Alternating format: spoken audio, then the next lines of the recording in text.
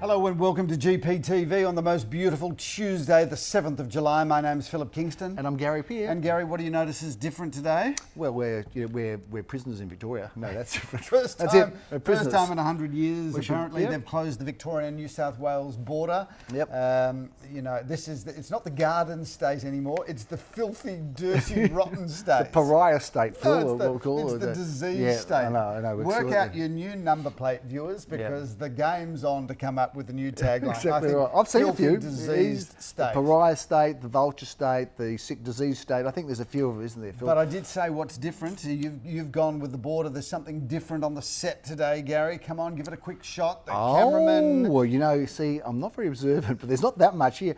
It's our own branded sanitizer. Well, who would have thought it? Do you know what, Gary? Chris, wow. our wonderful cameraman, who is out of shot at the moment, but smiles back at us right through this and occasionally laughs at our jokes, said we talked on last week's episode about the fact that we should go into branded sanitizer. And here, 1 week later, he says, you guys get onto it really quick.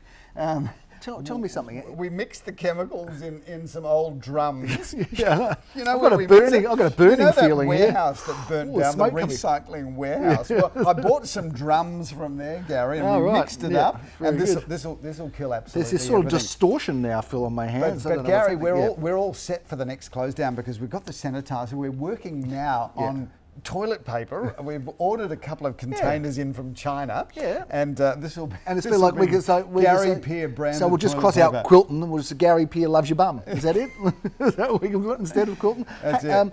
Tell me something. before this whole COVID thing, did you ever use sanitizer for anything in your life? No. I reckon it's one of those things. It's just come out from nowhere, hasn't it? It's just so there was never a sanitizer thing anywhere. There's a woman that Irene and I know, and she will remain nameless for purposes of this multinational show that gets syndicated right around the world, and she might be watching as we speak.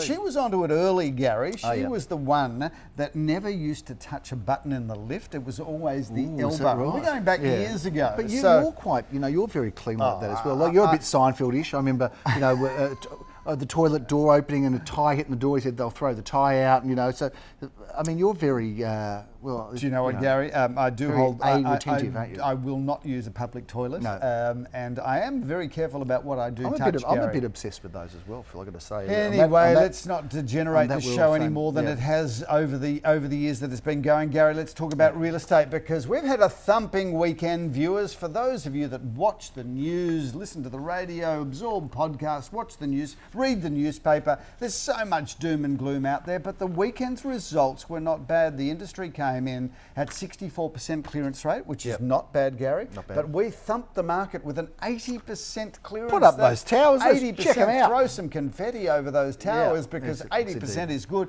And keep in mind, viewers, it was out of 10 auctions, so 8 out of 10 is pretty good. I made a big faux pas this weekend. You made a faux pas at an auction? I made a mistake this weekend, and I got pulled up on it because I was looking around. What, the crowd pulled you up? Well, there was some laughter, and I thought, you have had your fly undone once, haven't you, at a negotiation? You sat on the couch. I remember where it was. No, it was in Malvern. Yeah, it was in Malvern. Yeah, and you sat on the couch. You were talking, and there's a family there, and they're looking at you, and they're sort of, and Darren and me are behind you, going. Well, I couldn't work out why people in the crowd were going, "Hey, Big Phil, Big Phil." No, they weren't saying that at all. But anyway, I dropped this faux pas. I made a big mistake. You dropped a faux pas. I dropped one because I'm doing the auction, and I said, "Here we are at Kilda East, in Balaclava Road. What a sensational apartment right in one of Melbourne's hotspots." Right. Yeah, that's not. Well, of course, a hotspot is not what it used to be, Phil. No, so you've got to be careful with the Queen's English these days. Well, political correctness, Philip. There, all of a sudden, I was, and people were laughing, and I'm going, one of the hotspots in Victoria.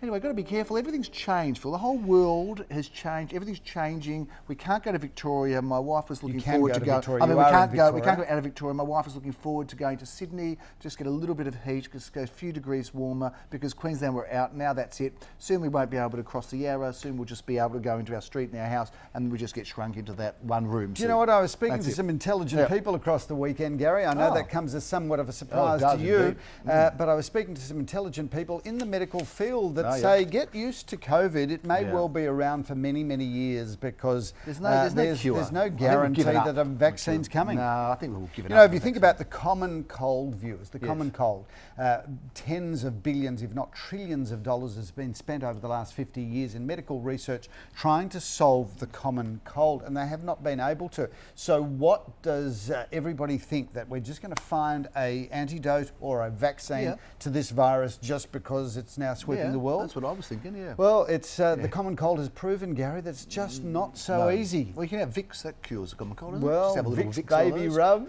Yeah, Vicks baby rub. Your wife still rubs it on your chest on those moments that you've got and a cold. And you can have the butter flavour, the butter menthols. They fix it. They fix you up. They don't fix anything, Gary. Fair enough. Well, they're not going to fix the property market, but it ain't broke anyway, Phil. Correct. So why fix it? Things are pretty good results across the weekend, Gary. The market is so robust, isn't it? It doesn't take a disease to push the market away. Well, there's clearly no disease in Gourlay Street, Gary, because I wasn't at that auction. No, you but we had a quote range, viewers, a 2-bedroom, 2-bathroom apartment. Beautiful. Admittedly, we marketed it as a penthouse apartment because it was at the front. It was the top floor.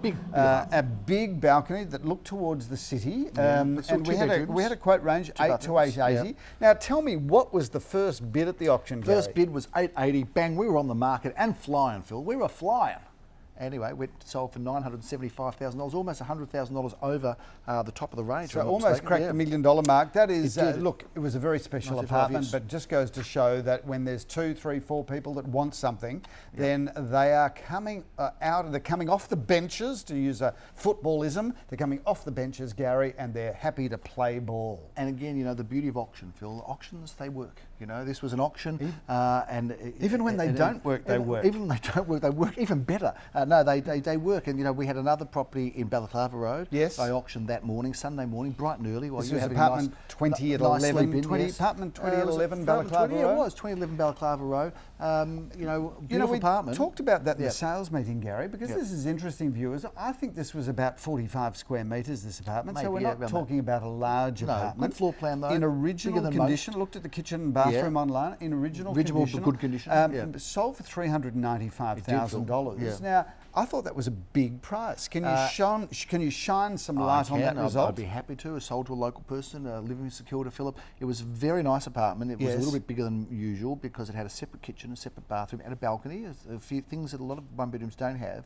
Anyway, 2 people going for it, Philip. The reserve was $335, right in the middle of our range, right in the middle there, Phil. Yes, $320, $350, and it sold for $395,000. 2 bidders, but that's the beauty of auction. If you're a seller and you wanted to sell the best way, Philip, that's why we believe in auction, because had that been for private sale, probably would have had an asking price of $359, $349, and lo and behold, that's what the auction has done. But well, speaking of lo and behold, Gary, let's take lo and behold and go to Hawthorn Road, where you had a somewhat controversial auction, I would have thought, looking at the numbers at this apartment. So we had the police next door, right next door, Philip, and they could have come wielding their bat and going, hello, hello, hello. What's all this? What's going on here? Hello, hello, hello. Anyway, the police were right next door, Philip. But yes, look, the numbers were possibly a little bit more than the amount. But what we did was we got the 20 people who were registered, to come forward, and we told everybody else to step back. And you told those people to be socially distant? We did. I've been saying that where there have been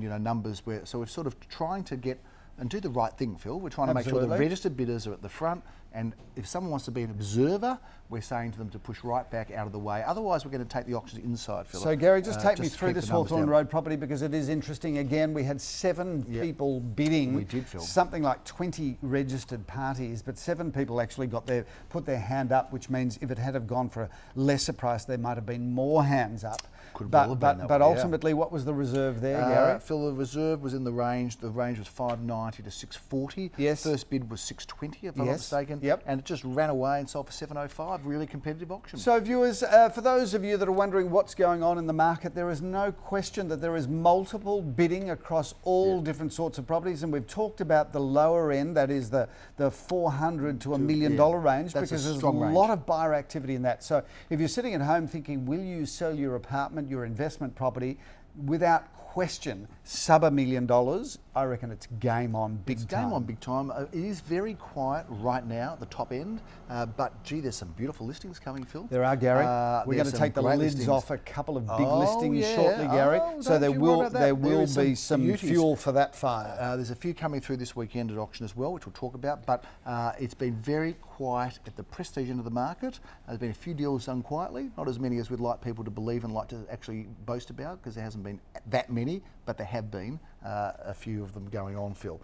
Anyway, that was a big weekend. Well done to Leo Samuel, who sold Mackie Road in Bentleigh East for $1,605,000. A brick there. Strong result. Strong result there, Phil, as well. Multiple bidders. Multiple bidders, I believe, and try and look into the camera, Gary, instead of looking down the whole time. I'm trying to get the story, and you know, maybe go where the action is. You sort of push me to go a bit out of my comfort zone a bit quickly, Phil. Anyway, tell us about your auction. So I had about 20 bids on the weekend. How did you go with your auction? So viewers, I've got to tell you that I'm kind of loving COVID from the point of view that I'm getting well rested on the weekend. You are. So that when finally I do get a lot of auctions coming through on one weekend, What are you doing? I'll be up, primed and pumped for them. What are you doing with all that time you've got on your hands? Are you, Gary, you're not indulging in anything, you know, you're not going and descending into alcoholism, or you're not doing anything bad. I'll tell you one thing about not working on the weekend. So this COVID has taken me in touch with what normal people do every weekend. Seeing how the other half live, aren't we, Phil? I've got to tell you, with due respect, I say to my wife, of course, and my family, when you're not working on the weekend, it's pretty boring. And on top of it, you sleep a bit longer, you eat a little bit more, you spend a bit more time reading the paper. You get to the end of the day, and I kid you not, I'm more tired at the end of the weekend having done nothing than when I've done 10 auctions. I can understand that. I mean, we get energised from our work. It is a drug, isn't it? The buzz and hum of real estate. It's like an energising drug. Just keeps you going, and get on that momentum, that treadmill of real estate. We love it. And of course, our families love it because we're not around. I think exactly. So for those viewers, normal people that sit at home every weekend, honestly, I don't know how you do it weekend after weekend after weekend. And look, I've got to tell you, we went for a walk on Sunday morning. So we walk. We've got this route. You and your wife? My wife and I. We do this route, which kind of goes up Union, Glenferrie, down High Street, and we do the. Well, I'm going to tell you. We don't need to hear it all. I know. High Street.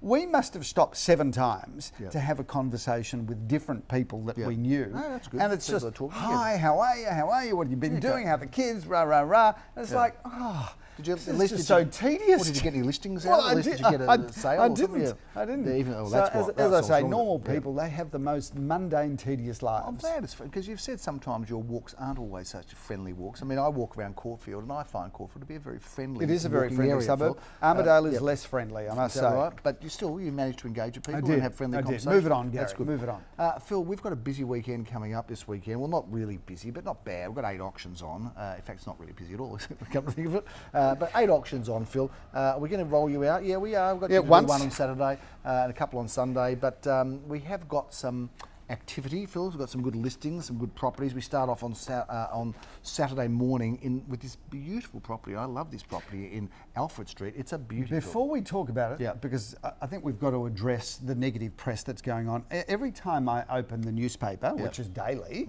there's another article about how prices are dropping in Melbourne.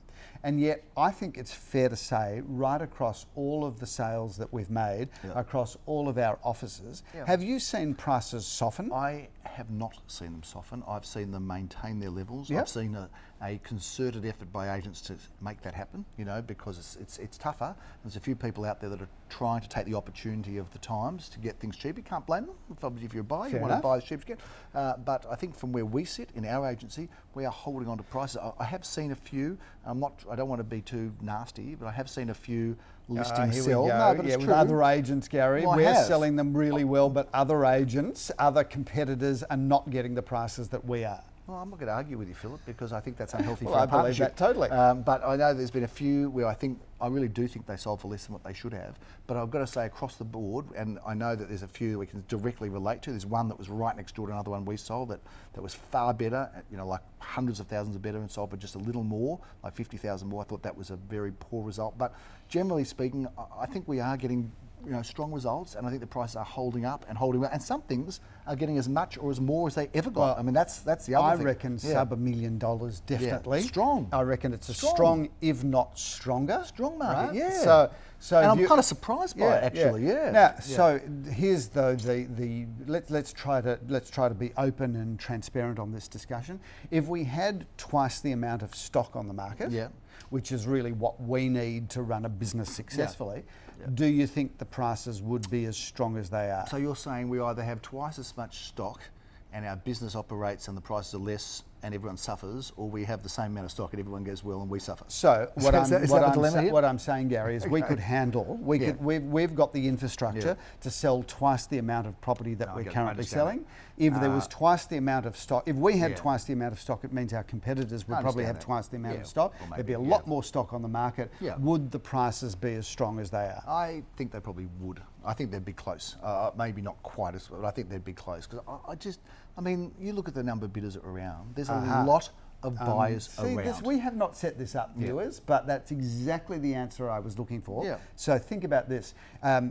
If we had twice the amount of stock, we've got 3, 4, 6, 7 bidders on everything. So that's the message, and that's the realisation that I come to, that if there was more stock, the prices would stay because there's multiple depth of interest. Was that like a real estate IQ test for you? Just it was. I was just wanting to see. Right? I was wanting to see whether you were my partner for a reason, and now I realise you are my partner for a reason. That's good. Some form of entrapment, perhaps, was it? Sort of trying to catch me Gary, out. Gary, you know what? I was pleased that you came through that in flying colours. So here it is, viewers. The market, we believe prices haven't softened. We also believe that if there was more stock in the market, prices wouldn't soften because there are multiple bidders on all of our transactions, which means that there are plenty of people that are missing out. So if you are thinking of selling, come forward now because the market can certainly deal with your property. Do you want to talk another truth in real estate property? Let's go for another truth. Are you up for it? You ready? A truthism. I'll tell you what has dropped. Rents have dropped. I can tell you that right up front. Rents have definitely dropped. I mean, it's not a shock or surprise, but they have dropped. Vacancy periods have dropped. And how about what's going on in Sydney? I mean, if you look at the update from Michael Yardney, who is a property commentator and a very wise man, Philip, he's talking about the property market in Sydney and the vacancies there. They've got vacancy after vacancy. I spoke to a property manager in the eastern suburbs last week, Phil, who's a client of ours, in fact, and she said to me, you just can't find a tenant in Sydney. It's just very tough. So rentals are tough. In Melbourne, would it be fair to say that property rentals have dropped by about 10%? And more, often. Days on market have blown from right out 3 to 10, 15 days, 21 days. I'm going to put a little oh, that car went fast. I'm going to put a little advertisement in here, Phil. That was someone. That was one of our agents just going to open property for lease, by the way. They're working fast and hard at the moment. Got the call, jumped on the car, bang. Wow! I said, don't worry about the speeding fines. They were at that open for inspection before they'd even hung up on that call. Exactly right. But I've got to say, again, it's about being well-resourced, and I think because we've got a leasing team and a concierge, Philip, we are doing more to get properties leased. So I have Gary, to throw that you are just one walking advertisement, aren't you? Just can't help yourself. Let's talk. After GPTV, I'm going to put that, that big board that we put around our neck, just walk up and down the street. Properties for lease. Properties for lease, properties for sale. Think you're selling. Bell. You do what you got to. Gary, 8 Alfred Street. I've got auction honours on that. I think that's first up. The first up. Indeed. What a lucky number, by the way, viewers. 8 and A. I mean, go figure. This is one of the best town residences or homes of its type that I've seen. Congratulations to the vendors, the builders, the architects, even the people that put the furniture in, because they've just done a sterling job. This is a beautiful home. Floor plan's incredible. Slightly wider property, the block of land, Gary. So when you have a wider block, everything just feels a bit more generous, as it does. And I'm looking forward to that auction. And I believe I've got auction honours there, and I'm meeting your young son there, Daniel Peer, who's been delighted to handle this property together with Glenn Bricker. Yeah, there'll be 2 peers, a Kingston and a Bricker, all of that auction at least, and hopefully a few buyers as well, Philip. That is a beautiful home. We're looking forward to it. 11:30 a.m. So we can kick off Saturday morning with that one, Phil. We've got triple auction action at 12:30. I know I'm going to be a very busy young man here, I'd like to call myself a young man, at this property in Beech Street, Phil, because boy, there is a lot of interest. Gary, as there should, because it's 520 square metres of land, a viewer shouter, a 17.07 metre frontage. Lots of opportunity here, either to live in the house as it is, restore the house, absolutely renovate that house because it's very pretty, or utilise its wonderful land component together with its north-facing backyard, that is a wonderful, wonderful property. Vendor you says will sell. be inundated with bids there, I would imagine, Vendor Gary. says There'll be sell. raining bids. Vendor says sell, going to Queensland. Yes. Not sure how they're getting in, but going to Queensland. That's another story. That's right, Shouldn't say disguising that. themselves as a tree and Exactly kind of right, just moving along, crossing the border, swimming through the river to Exactly get right. out of this disease-infested vermin state. Yeah. 52 Clinton Street in Brighton East. Boy, we love Brighton East, and no one sells better in Brighton East than the number we've one got agent, strong Leon market share there, Gary. That's We a do. beautiful home, 3 or 4 bedrooms, 3 magnificent bathrooms, a lock-up garage, second car space, everything there that opens and shuts, all the bells and whistles. And Clinton Street is a great location because you can walk to all the facilities, including the tram in Hawthorn Road and that wonderful little group of shops Yes. down the end of Hawthorn Road. If you haven't been down there, lovely cafe little there, village yeah. atmosphere down Yeah, there, I Gary. like it It's down where there. Hawthorn Road North Road hits. meet. Yeah. No, not North Road. Where Hawthorn Road hits the Nepean Highway. Oh, down that way of Caulfield, that corner there. Oh, I like it down there. There's some nice cafes. Lovely, There's lovely. the lawyers are on the And corner. there's We were going to open an very, office there. very remember? good little Those pizza days? place down there, a little Italian Yes, place that yeah. does very Don't well. mind it at all, Phil. You're right. We're going to move on from Brighton East to Bentleigh proper, Philip. Yes. Just up the road, of What course. David Thompson. a fine-looking property, 3 bedrooms, 1 bathroom, plenty of off-street car parking, renovated throughout, beautiful polished timber floorboards. That is a great one, and of course, we just love Bentleigh. David Thompson doing the auction, Phil. Yes. Do you remember that campaign? They say it's Tomo tested. Remember? Well, I can't remember what it was for. Someone will write in and tell Yep, me. It was Tomo tested. Well, this property is Tomo tested as well, so it's going to be a good auction and a good property.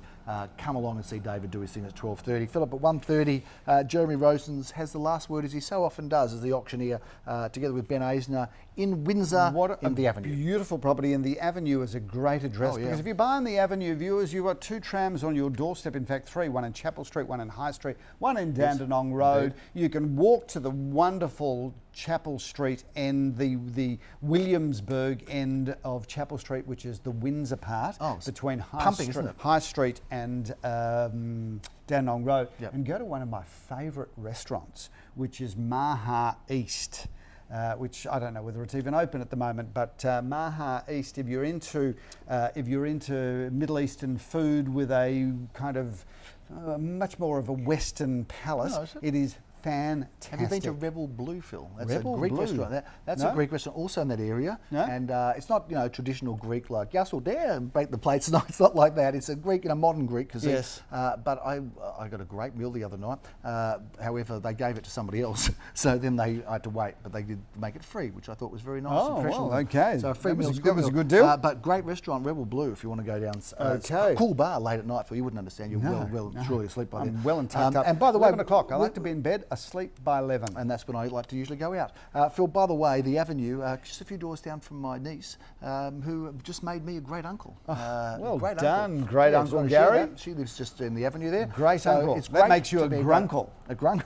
Great. That sounds like a grumpy No, uncle. it's grunkle. Grunkle. Anyway, good Grunkle to be, Gary. Good to be a great uncle. Gigi. Yeah, you're a great Yeah, uncle. I'm a great uncle. It's a little great, Zoe. You are.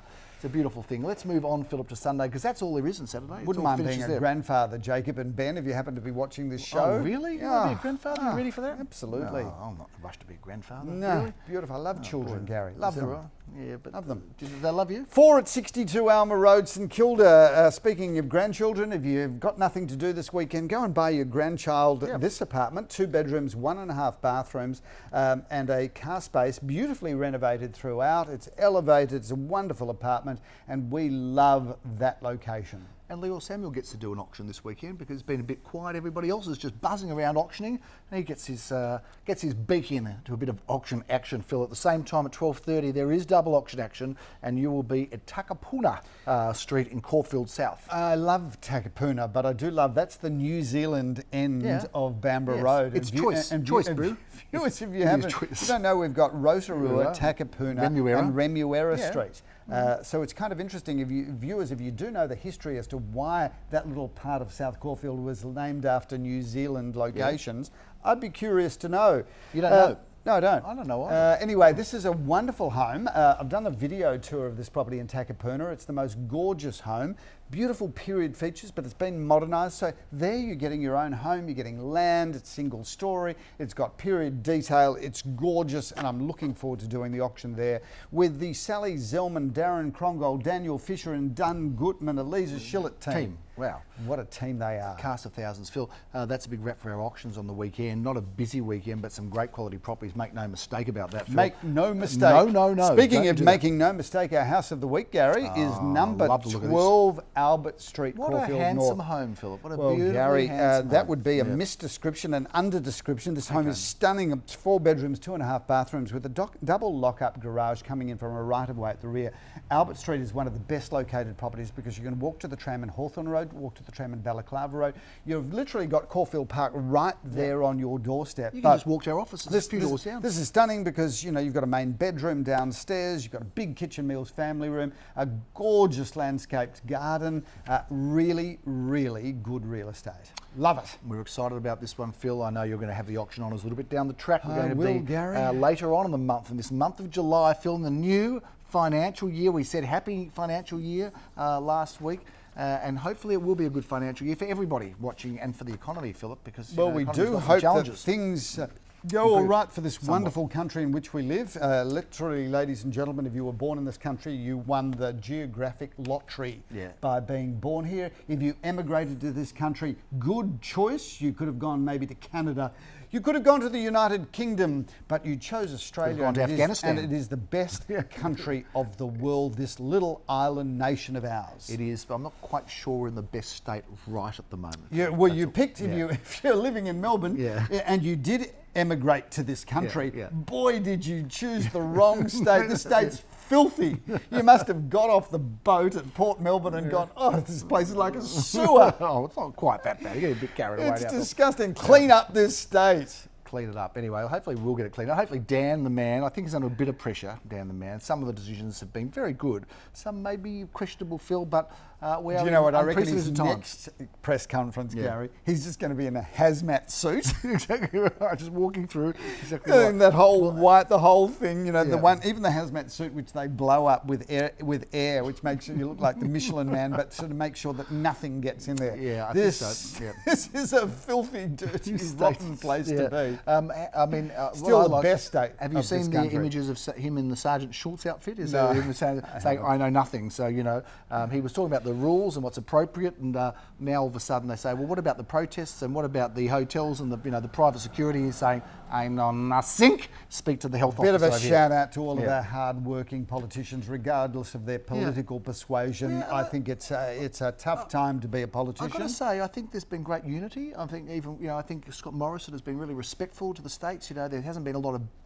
Labor Liberal bickering between them, and I think that's a good thing, Phil. People are coming together when they need to. You can take that really, Gary's political comment at the end of the show. I just want you to know it's pretty much endorsed by his 24/7 watching of Fox News. So just understand when Gary makes a political announcement, it's because he's got all of his news from Fox.